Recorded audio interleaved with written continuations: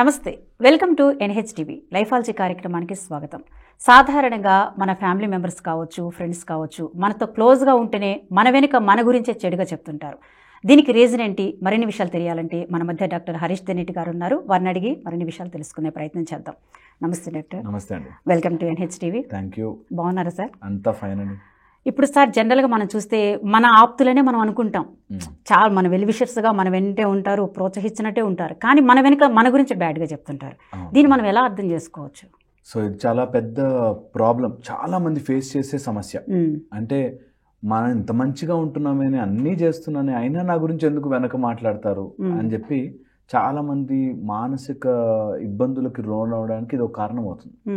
Somehow అది ఒక యాటిట్యూడ్గా వచ్చేసి, వాళ్ళు ఎందుకు నా మీద ఇలా బ్యాడ్గా మాట్లాడుతున్నారు, నేను ఎంత చేస్తున్నా మా అత్త ఎందుకు ఇలా నన్ను తిడుతోంది, లేకపోతే నేను అంత కష్టపడుతున్నా నా బాస్కి వాడెవడో ఎందుకు ఎక్కించి చెప్తున్నాడు, ఈ టైప్లో బ్యాడ్ మౌతింగ్ అంటారు అది, or talking something wrong behind your back. దీనికి చాలా కారణాలు ఉన్నాయి. ఇది డీల్ చేయడం రాకపోతే లైఫ్లో ఎప్పటికీ ఎదగలేం. ఇది బాగా అందరూ గుర్తుపెట్టుకోవాల్సింది. ప్రతి వ్యక్తికి ఏదో ఒక స్టేజ్లో, అది స్కూల్లో ఉన్నప్పుడు వేరే పిల్లలు చేయడం కానీ, కాలేజ్ టైంలోకి వచ్చినప్పుడు నీ ఫ్రెండ్స్ నీకు కావాల్సిన వాళ్ళు చేయడం కానీ, ఇంట్లో కానీ, బయట మ్యారేజ్ అయ్యి వెళ్ళిపోయాక అమ్మాయిలు ఫేస్ చేసే ప్రాబ్లమ్స్ కానీ, అబ్బాయిలు ఫేస్ చేసే ప్రాబ్లమ్స్ కానీ, లేకపోతే ఆఫీసుల్లో హయ్యర్ కార్పొరేట్ లెవెల్లో కూడా ఈ ప్రాబ్లం నడుస్తుంటుంది. సో అందరికీ అవసరమైన టాపిక్ ఇది. మన వెనకాల చెడు మాట్లాడుతుంటే వాళ్ళని ఎలా డీల్ చేయాలి, అసలు ఇలాంటి వ్యక్తులు ఎందుకుంటారు, వాళ్ళని ఎలా డీల్ చేయాలి. ఒకటి మేజర్గా దీని గురించి తెలుసుకున్నది, out of all the research దీని గురించి తెలిసిందంటే, వాడి ఇన్సెక్యూరిటీ, అవతల వ్యక్తి వాళ్ళ ఇన్సెక్యూరిటీని కప్పిపుచ్చుకోవడానికి ఇతరుల గురించి మాట్లాడుతుంటాడు. ఫర్ ఎగ్జాంపుల్, స్కూల్ నుంచి పిల్లవాడు వచ్చాక నువ్వు ఎలా రాసావు ఎగ్జామ్ అంటే, అందరికి అట్లాగే టఫ్ పేపర్ వచ్చింది అంటాడు. నువ్వెలా ఎగ్జామ్ రాసావు అంటే మాట్లాడు, అది చెప్పారు. అందరికి పేపర్ చాలా టఫ్, పేపర్ ఎలా టఫ్ వచ్చింది, నువ్వు ఎలా రాసావు అనేది they will not talk straight. So ఇది న్యాచురల్గా ఇన్గ్రెయిన్డ్గా లోపల మనుషులకు వచ్చేస్తుంది. నేను ఎందుకు మన ఇంట్లో కరెంటు పోగానే బయట అందరికీ పోయిందా ఓకే అని ఎలా అయితే అనుకుంటామో, అలాగ న్యాచురల్గా మన ఇన్సెక్యూరిటీని ఎవరి మీదో రుద్దడానికి ట్రై చేస్తారు. అలా చాలామంది ఉంటారు కూడా.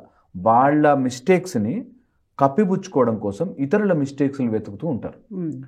సో ఇది మేజర్గా one of the major factor ఏంటంటే, నీ గురించి ఎవరైనా వెనక మాట్లాడుతున్నాడంటే వాడు week fellow who want to put blame on you. నీ మీద ఎలాగైనా చేసి నేను తక్కువ చేయాలి అనే ఇంటెన్షన్తో చేసేవాళ్ళు ఉంటారన్నమాట. మానసికంగా వీక్ ఉన్న పీపుల్ దీన్ని తీసుకుంటారు, ఈ ఎఫెక్ట్ని. వాళ్ళు ఎవడో వెనక చెప్పాడు అనుకో, మీరు సరే వెనక ఎవరైనా చెప్పుకుంటారు వదిలే అని వదులుకోలేము. మన గురించి ఎందుకు మాట్లాడుతున్నాడు, మన ముందుకు ఎందుకు మాట్లాడుతున్నాడని వీక్ మైండెడ్ పీపుల్ దీనికి ఎఫెక్ట్ అవుతుంటారు. దీనికి ఇబ్బంది పడేవాళ్ళు వీక్ మైండెడే, చెప్పేవాళ్ళు కూడా వీక్ మైండెడే. వాళ్ళు ఏంటంటే వాళ్ళ ఇన్సెక్యూరిటీని కప్పిపుచ్చుకోలేక, వాళ్ళ ఇన్సెక్యూరిటీని వాళ్ళు దాటి బయటకు రాలేక నెగిటివ్ మాట్లాడుతూ ఉంటారు. ఇద్దరు ఒక ఆఫీస్లో పనిచేస్తూ వాళ్ళ బాస్కి ఈమంటే బ్యాడ్ అని ఈమంటే బ్యాడ్ అని ఇద్దరు పరస్పరంగా ఒకళ్ళ మీద ఒకళ్ళు నెగిటివ్ చెప్పుకుంటూ ఉంటారు అన్నమాట. సో ఇలాంటి వ్యక్తులు మనకు ఎవ్రీవేర్ తగులుతారు. కాబట్టి వాళ్ళ ఇన్సెక్యూరిటీని మనం కరెక్ట్ చేయలేము. కాబట్టి మనం ఎలా ఉండాలి అనేది చాలా చాలా ఇంపార్టెంట్. ఎవరైనా ఇట్లా నెగిటివ్ సిచ్యువేషన్స్ ఫేస్ చేస్తున్నట్లయితే కొన్ని స్టెప్స్, సరదాగా కొన్ని విషయాలు మనం కనుక చెక్ చేసుకుంటే తెలిసిపోతుంది. నంబర్ 1, అది మానసిక రోగం అని ఐడెంటిఫై చేయడం. లిటరల్లీ ఎదుటివాడు ఎవరైనా అట్లా కంప్లైంట్ చేస్తూ చిక్ చిక్ చిక్ చిక్ చిక్ చిక్ అనే విషయాలు చెప్తున్నాడు అంటే అది వాళ్ళ మానసిక రుగ్మత. అలాంటి వాళ్ళని చాలా మంచి ప్రేమతో, కైండ్నెస్తో డీల్ చేయాలి. ఎందుకు అలా ఫీల్ అవుతున్నాడు, నేనేదో మంచి చేద్దామని వచ్చి నేనేదో నా పని నేను చేసుకుంటుంటే నా గురించి ఎందుకు చెడు చెప్తున్నాడు అని మనం కూడా ఫైట్కి తీసుకోకుండా, వాళ్ళ సమ్ ప్రాబ్లం ఉంది, ఏదో ఇన్సెక్యూర్ ఫీల్ అవుతున్నా, నా వల్ల వాడి పొజిషన్ ఏమైనా పోతుందనా, నా వల్ల. ఇప్పుడు ఒక అత్త కోడల గురించి అబ్బాయికి చాలా ఎక్కించి చెప్తుంది. ఎందుకు అంటే సమ్ ప్రేమే, అది కూడా నా కొడుకు ఏమైనా అయిపోతాడేమో అని చెప్పి కోడల గురించి నువ్వు దాని కంట్రోల్లోకి వెళ్ళకరా, అది నిన్ను చెంగు కట్టేసుకుని తిప్పుతుందిరా, ఈ టైప్లో సంథింగ్ ఏదో చెప్తూ ఉంటారన్నమాట. సో అది మానసిక రోగం బై ఇమాజినేషన్ వస్తుంది. వీళ్ళు ఏమనుకుంటారంటే, నా వల్ల నేను ఈ విషయం చెప్పకపోతే వాళ్ళు ఎక్కువైపోతారేమో, లేకపోతే వాళ్ళు నన్ను మించిపోతారేమో అనే దాంతో వస్తుంది. అది ఒక ఆస్పెక్ట్. రెండో ఆస్పెక్ట్ వచ్చేసి, ఒకవేళ ఇలా మానసిక రుగ్మత ఉంది అని తెలిసినప్పుడు వాళ్ళని ఎంత ప్రేమగా బుజ్జగించి చెప్పగలిగితే అంత మంచిది.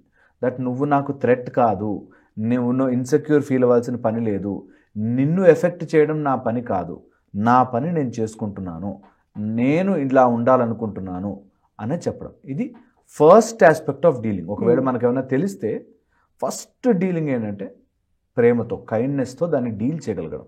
ఏమన్నా నా గురించి వెనక చెప్తున్నారు అంటే, అరే అవునా, ఎందుకు అలా చెప్తున్నారు, ఓసారి వెళ్ళి మాట్లాడదాం ఉండు అని చెప్పి వాళ్ళని అతి ప్రేమతో చాలా మనసు విప్పి మాట్లాడగలిగితే వాళ్ళకి అర్థమవుతుంది, okay he's no more threat to me, వీడు నాకు థ్రెట్ కాదు, ఆర్ ఈమె నాకు థ్రెట్ కాదు అని తెలియడం. ఓకే, ఇది వన్ ఆస్పెక్ట్. సెకండ్ వచ్చేసి దీనికే opposite version, show your monster. నీ లోపల ఒక దయ్యం ఉంది అని తెలియాలి. ఎప్పుడైనా చూడండి, పిచ్చివాళ్ళు వీడు కోపిష్టోటర్ అంటే వాడితో జాగ్రత్తగా ఉంటారు. ఓకే, నువ్వు కోపం ప్రదర్శించగలవు, నీకు తిక్కరేగుతుంది, నువ్వు డేంజరస్ ఫెలోవే అని తెలిసిన రోజు నీతో జాగ్రత్తగా ఉంటారు. ఇది వెరీ వెరీ ఇంపార్టెంట్, అర్థం చేసుకోవాలి. మనని ఎవరైనా పిన్ ఆర్ ప్రెషర్ చేసి మన వెనకాల ఎవరైనా చెడుగా మాట్లాడుతున్నారంటే వాళ్ళకి తెలియాలి, అది గనక నాకు తెలిస్తే నీ పని అవుట్రా అనేది తెలియగలగాలి. That's called showing your monster. ప్రతి మనిషిలోనూ ఆ కేపబిలిటీ ఉంటుంది. మీకు ఫర్ ఎగ్జాంపుల్ చెప్తాను, అంటే చాలా రకాల ఆడియన్స్ మనం చూస్తున్నారు కాబట్టి. క్రికెట్లో వీరేందర్ సెహ్వాగ్ అని ఒక ప్లేయర్ ఉన్నాడు, ఎక్స్ట్రాడినరీగా ఆడతాడు, రాగానే ముందు అటాక్ చేస్తాడు. ఆయన 100 మ్యాచ్ల్లో 50 మ్యాచ్లు డక్అవుట్ అవుతాడు, అయినా ఈరోజు ఉతికేస్తాడు అనే భయాన్ని పెడతారు, ముందుగానే ఆ ఫియర్ క్రియేట్ చేస్తాడు. దట్ ఐఎమ్ నాట్ వరీడ్, నేను కొడతాను, నా టీంలో ఉన్నా లేకపోయినా, అవుట్ అయిపోయినా నేను కొడతాను అనే భయం ఉంటే మనం జాగ్రత్తగా బాలేస్తాం. సో మన లోపల ఓకే నన్ను లిమిట్ దాటింది అంటే I will turn into a monster అని తెలియగలగాలి. నేను మంచితనం కోసం చేతగాని వాడిని కాదు అనేది తెలియగలగాలి. If I'm good that doesn't mean I'm incapable అనే పాయింట్ మనం క్లియర్గా ఎస్టాబ్లిష్ చేయగలగాలి. ఎవరికైనా సరే నువ్వు ఒక లిమిట్ దాటావు అంటే I'm going to come at you అన్నది తెలియగలగాలి. ఇది చాలామంది చెయ్యరు, ఎందుకులే అదంతా దేవుడు చూసుకుంటాడులే, అలా ఉండదు. దేవుళ్ళు ఏం చూసుకోరు, నీ పని నీ బ్రతుకు నువ్వు చూసుకోగలగాలి. This is the opposite version. మరీ ప్రేమగా, ఇప్పుడు చిన్న పిల్ల ఉంది నాకు, నేను సరెండర్, ప్రేమతో చెప్పచ్చు, అది కుళ్ళు పడుతుందా, నా వెనకాల ఏమన్నా ఓకే చెప్పచ్చు. ఆపోజిట్ వర్షన్ కూడా మనకు తెలిసి ఉండాలి, దట్ నువ్వు లిమిట్ దాటు, I'm going to show you what I'm అనేది తెలియగలగాలి. ఇది చెయ్యక చాలామంది మానసికంగా ఇబ్బంది పడతారు. దట్ నీ బాస్ ఆఫీస్లో టార్చర్ పెడుతున్నా నువ్వు భరిస్తూ ఉండి, నువ్వు ఎంత పని చేస్తున్నా నీ సుపీరియర్ నీ వర్క్ అంతా క్రెడిట్ కొట్టేస్తూ ఉంటే నువ్వు తట్టుకుని భరిస్తూ ఉన్నావు అంటే నువ్వు చేతకాని వాడివి. As simple as that. నేను చేతకాని వాడిని కాదు, నా మంచితనం వల్ల నువ్వు బతికిపోతున్నావు అన్నది చూపించగలగాలి. ఎప్పుడైతే మనం ఫస్ట్ 2-3 పాయింట్స్ అలా పెట్టేశామో then everyone will fall in place. మీరు కావాలంటే ఇది అబ్జర్వ్ చేయండి, ఇంట్లో 2 ఉంటే పిల్లలు, ఒకడు పని చేసే అమ్మాయో పని చేసే అబ్బాయి ఉంటే వాడితోనే అన్ని పనులు చేయించుకుంటారు.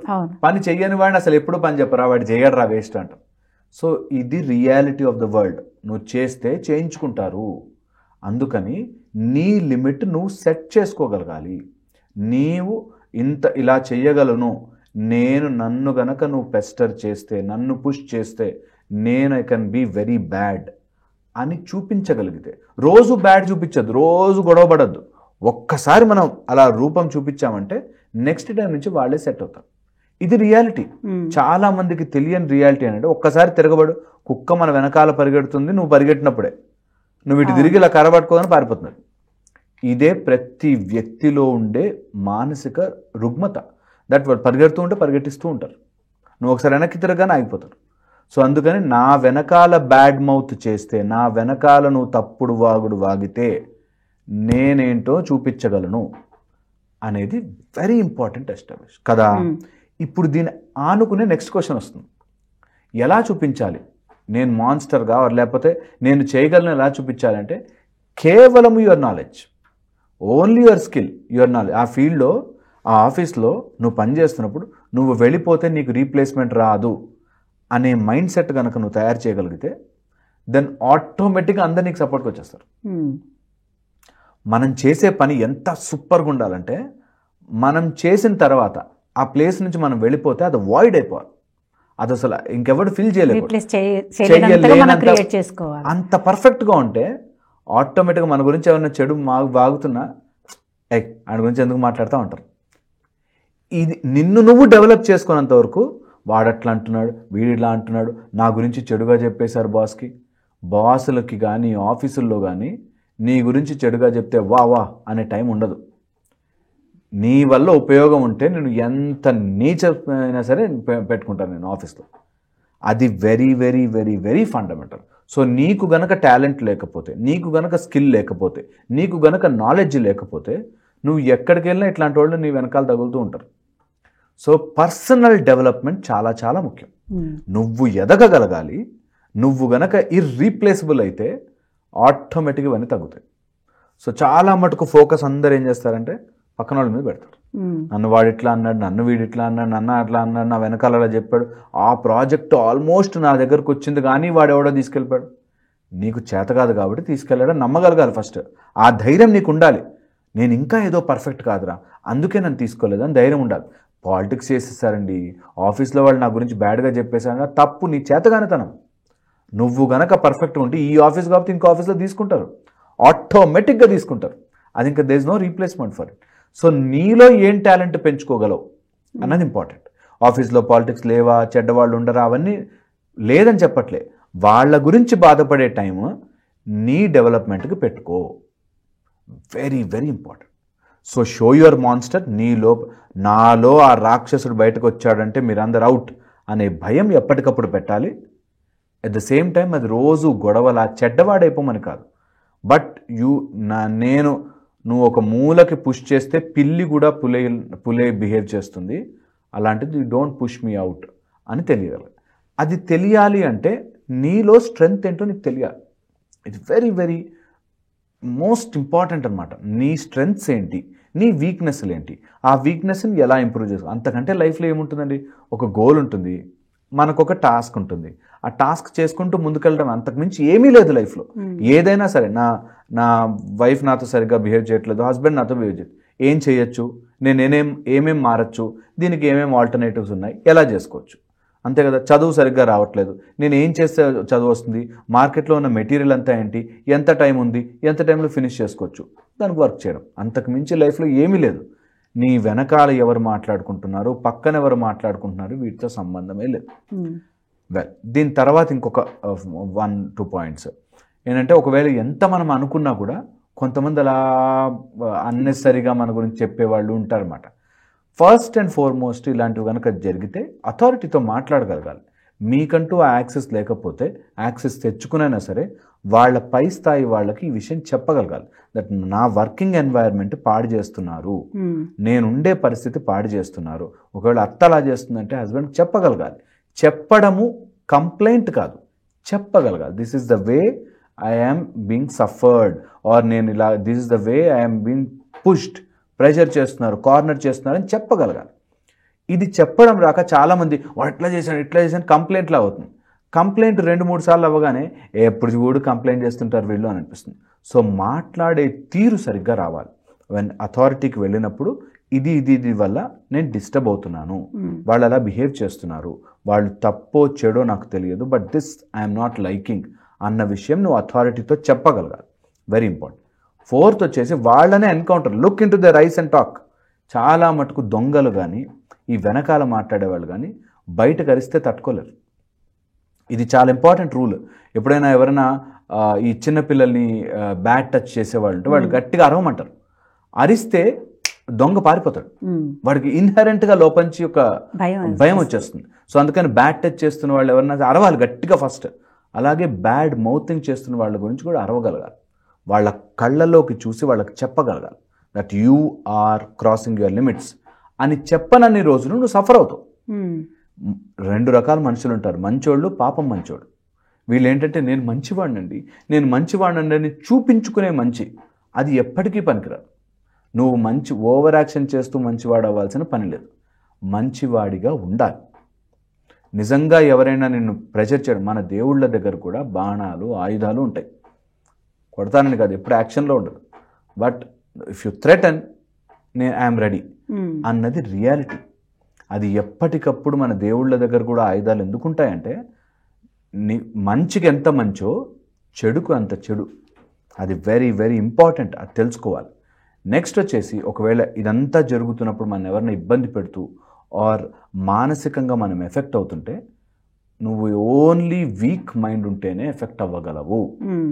నువ్వు నీ మానసికంగా ఏ చెత్త మీద నీ ఫోకస్ పెడుతున్నావు, ఎవడో నీ గురించి మాట్లాడుకుంటున్న చెత్త మీద ఫోకస్ పెడితే నీ మైండ్ ఖరాబ్ అవుతుంది అంతే, అంతకుమించి ఏమీ కాదు.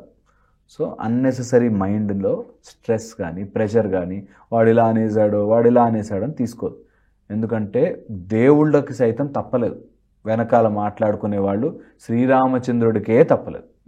ఓకే, మనం ఎంత ఆఫ్టర్ ఆల్ మనుషులం కాబట్టి వెనకాల అనుకునే వాళ్ళు మాట్లాడుకునే ఉంటారు. మనకు అందుకే ఇవన్నిటికీ తీసి ధర్మం అని పెట్టారు. ధర్మంగా ఉన్నావా, టెన్షన్ పడకు, ఆల్వేస్ డన్. మాట్లాడుకునేవాళ్ళు మాట్లాడుకుంటారు. నువ్వు ధర్మంగా లేవా, ఎఫెక్ట్ అయిపోతుంది. సో అది very very important. Hope some sense చేసింది. కొన్నిసార్లు మనం అసలు ఏ పొరపాట్లు చేయమో తప్పు చేయకపోయినా మనం చేసినట్టు అంత క్లియర్గా చెప్పేస్తారు వాళ్ళకి. అవతల వాళ్ళు కూడా నిజంగా అంటే ఏదైనా చిన్న ఇష్యూ జరిగితే దాన్ని వాళ్ళు ఉపయోగించుకుంటారు. అట్లాంటప్పుడు మనం వాళ్ళకి దూరంగా వాళ్ళని డిస్టెన్స్లో ఉండటం మంచిదా, లేకపోతే వాళ్ళ మైండ్ సెట్ ఇందని కొంతకాలం వెయిట్ చేయడం మంచిదా?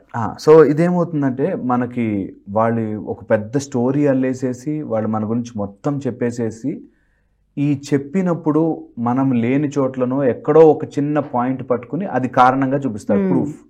సో అందుకనే మనం అలాంటి సిచ్యువేషన్లో ఎంటర్ అయినప్పుడు first is tackle them coolly. ఇలా కాదు, ఇలా జరిగింది అని చెప్పగలగడం. ఎందుకంటే ఆల్వేస్ మనకి కోర్టులలో కూడా కేసు ఇరువాదాలు విని రెండు పక్కల నుంచి వింటారు. అలా వినకుండా ఎవరైనా డెసిషన్ తీసుకుంటే అలాంటి వాళ్ళ దగ్గర వెళ్ళిపోవడమే నయం. ఎందుకంటే ఎవడు చెప్పినా వినేటట్టుంటే ఆ సంస్థ ఎప్పటికీ బాగుపడదు. రెండు సైడ్ల నుంచి వినేవాళ్ళు ఉంటే మాత్రం క్లారిటీగా మీ పాయింట్ ఎక్స్ప్లెయిన్ చేయడం నెంబర్ 1. ఎందుకంటే మీ సైడ్ వినకుండా వాళ్ళు ఊహాగానాలు చేసే ఛాన్స్ ఉంటుంది. ఓకే, ఇది 1. సెకండ్ వచ్చేసి ఒకవేళ అలాంటి వాళ్ళు ఉంటే, అలాంటి వాళ్ళు కనుక మనం ఫేస్ చేస్తున్నట్లయితే వాళ్ళకి త్రూ అథారిటీయే, త్రూ ప్రాపర్ ఛానలే ఏం జరుగుతుంది, నేను ఇలా ఉంటే ఇలా జరుగుతుంది, దీనివల్ల ఏం ఎఫెక్ట్ అవుతుంది అనేది ప్రూఫ్స్తో మీరు ప్రొవైడ్ చేయగలగాలి. సెకండ్. థర్డ్ వచ్చేసి వీటన్నిటికీ మనకి ఒక fantastic system of encounter give space ఉంటుంది. అంటే ఒకసారి గట్టిగా చెప్పేశాక వాళ్ళ నుంచి డిస్కనెక్ట్, వాళ్ళని గట్టిగా చెప్పేయాలి. చెప్పేసిన తర్వాత డిస్కనెక్ట్ అయిపోవాలి ఒక 2-3 months. వాళ్ళే ఆటోమేటిక్గా స్లో డౌన్ అయిపోతారు. And fourth is ignore. అలా ఇలాంటి వాళ్ళందరూ మనం ఎంత ఎఫెక్ట్ అవుతే అంత ఆనందపడతారు. అదొక సాడిస్టిక్ ఆనందం. మనం ఎంత ఎఫెక్ట్ బాధపడుతుంటామో అంతకంతా ఇంకా గుచ్చుతుంటాం. So just ignore. మీరంతా వేస్ట్రా, నాకు అవసరమే లేదు, నా కాళ్ళ కింద చీమలు అన్నట్టుగా ఇగ్నోర్ చేసుకుని యువర్ గ్రోత్కి మీరు వెళ్ళిపోతుంటే వీళ్ళు ఆటోమేటిక్గా అనుకొస్తారు. ఇది చాలా చాలా ఈజీ. ఇక బికాజ్ మనం స్పిరిచువల్ సైడ్లో ఉన్నాము కాబట్టి మనకి ఎప్పటి నుంచో ఇలాంటి వాళ్ళు వస్తారు అని తెలుసు కాబట్టి ఎన్నో రకాల సాధనలు ఉన్నాయి. వేరే ఇలాంటి వాళ్ళు ఆటోమేటిక్గా జరిగిపోతారు.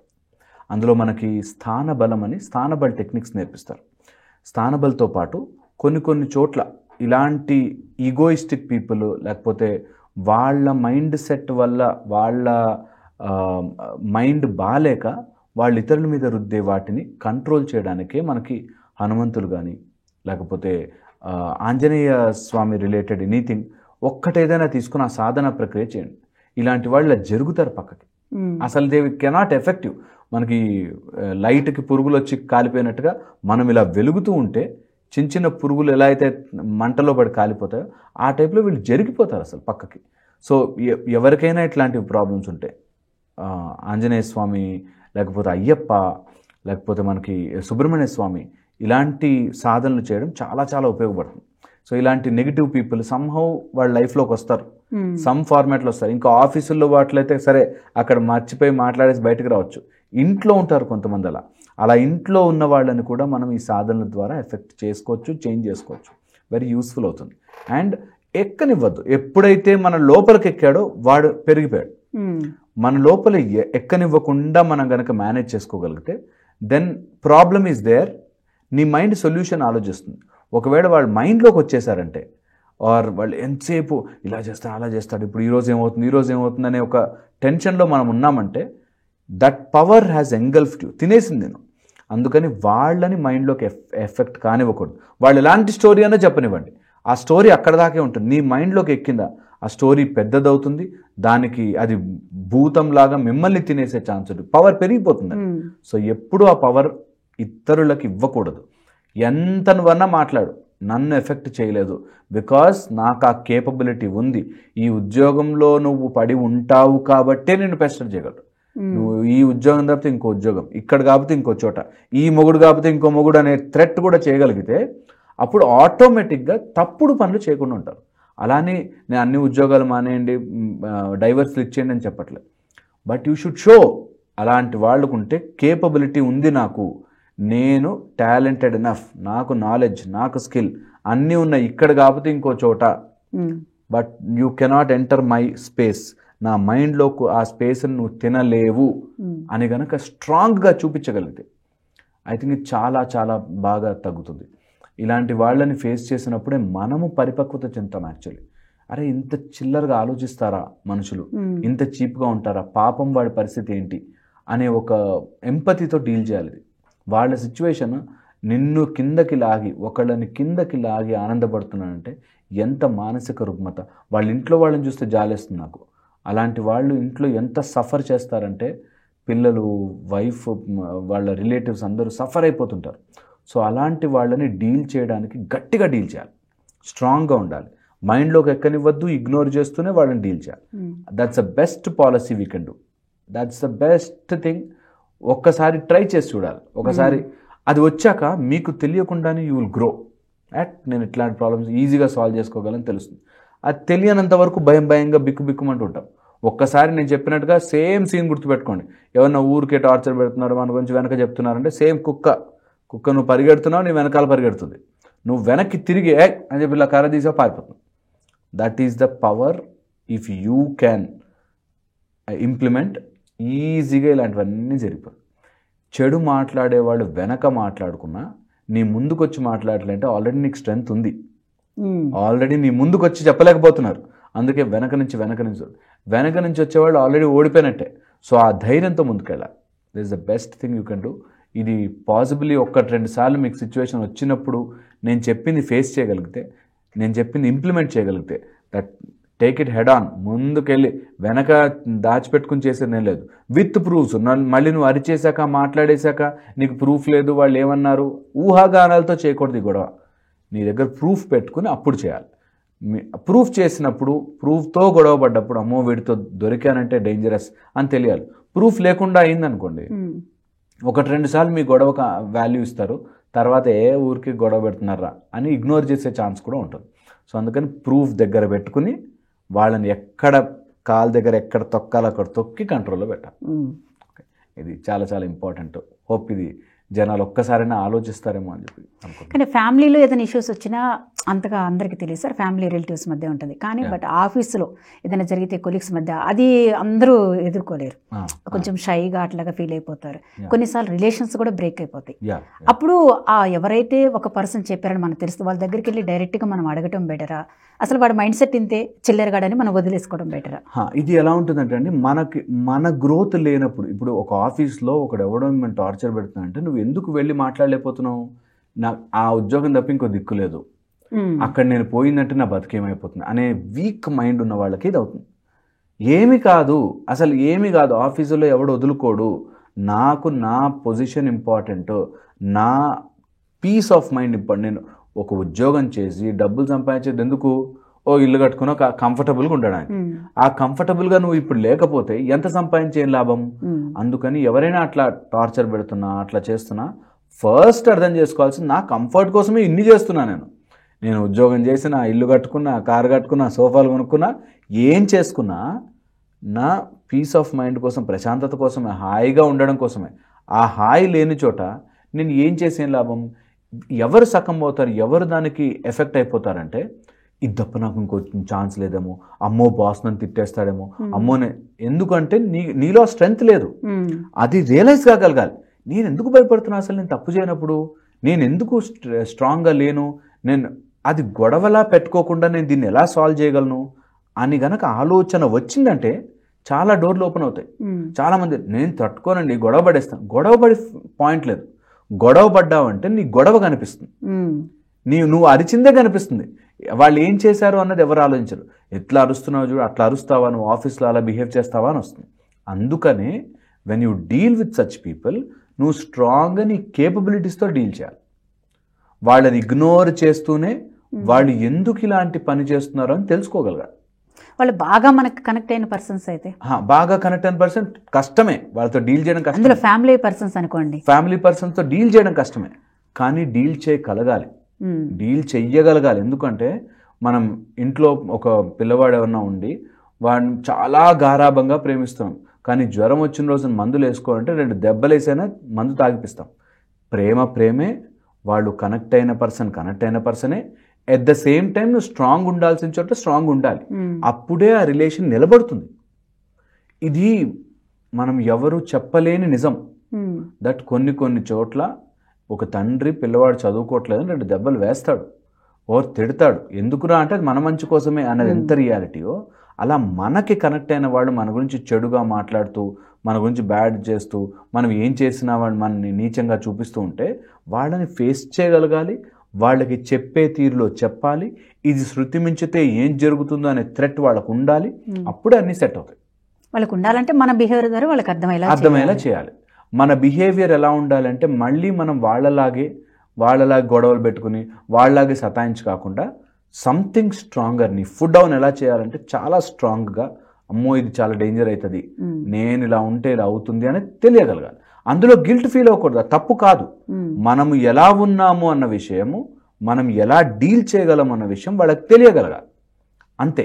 అందులోంచి మనం ఎంతసేపు గొడవ పెట్టుకుని మళ్ళీ పక్కకి వెళ్ళి ఏడ్ చేసుకుని వేరే వాళ్ళు నా గురించి చెప్పారు కాబట్టి నేను వేరే వాళ్ళ ఇష్యూ వచ్చినంతసేపు మనం గొడవ సాల్వ్ కాదు, పెరుగుతుంది. నువ్వు అప్పుడు అలా ఎందుకన్నావు, ఇలా ఎందుకన్నావు, నీ మాటలు వాళ్ళ మాటలు ఇంకో 4 మసాలా వేసి వాళ్ళు ఇంక ఎక్స్ట్రా చెప్తారు. సో ఎవరితో డీల్ చేయాలో వాళ్ళతో స్ట్రైట్గా డీల్ చేయాలి, తొందరగా సాల్వ్ అవుతాయి. మనం అనుకుంటాం ఇది పెద్ద ప్రాబ్లం అని యాక్చువల్లీ, కానీ కరెక్ట్గా కూర్చుంటే 15 నిమిషాలు సాల్వ్ అయిపోతాయి. అప్పటికి కూడా ఆ పర్సన్ వినకపోతే లేరా నువ్వు చెప్పే ఉంటావు, ఆ సిచ్యువేషన్ అప్పుడు నువ్వు అట్లా అన్నావు కాబట్టి ఇట్లా జరిగిందని కూడా వీళ్ళు మళ్ళీ అది ప్రూఫ్ చూపిస్తూ ఉంటారు కదా. సో కొన్ని మాటలు వచ్చేసి ఒకవేళ ఆ మాటలు దాటి ఇంకా ఆ గొడవ చేదుగా అయిపోయినప్పుడు ఆ గొడవని ఎంత త్వరగా వదిలేసుకుంటే అంత మంచిది. దాన్ని పెంచుకుంటూ పోవడం కంటే ఒకసారి రిలేషన్షిప్లో ఏదైనా చేదు అనుభవం వస్తే దాన్నే తలుచుకుని మనం ఎఫెక్ట్ అయిపోతాం. సో ఒకవేళ నువ్వు చెప్పే ఉంటావు, నువ్వు చేసే ఉంటావు అని గనక మనం లేనిపోని నిందలు వేస్తే you should be able to stay in a position where అవి నిన్ను ఎఫెక్ట్ చేయకూడదు. Very important. నువ్వు చెప్పలేదు అయినా నీ మీద నిందలు వేస్తున్నారు, నిన్ను మైండ్లో ఎఫెక్ట్ చేయకూడదు. ఎఫెక్ట్ చేస్తే నీ థింకింగ్ క్లారిటీ ఆఫ్ థాట్ పోతుంది. సో ఎప్పుడూ అలాంటివి ఆలోచించకూడదు. మనం చెప్పాల్సినది మన సైడ్ నుంచి క్లారిటీగా చెప్పేశాం, వాళ్ళు అర్థం చేసేసుకుని బాగుపడిపోయి సినిమాలో చూపించినట్టు ఎంత గొప్పవాడివే నిన్ను అనరు. అది కూడా మనం తెలుసుకోవాలి.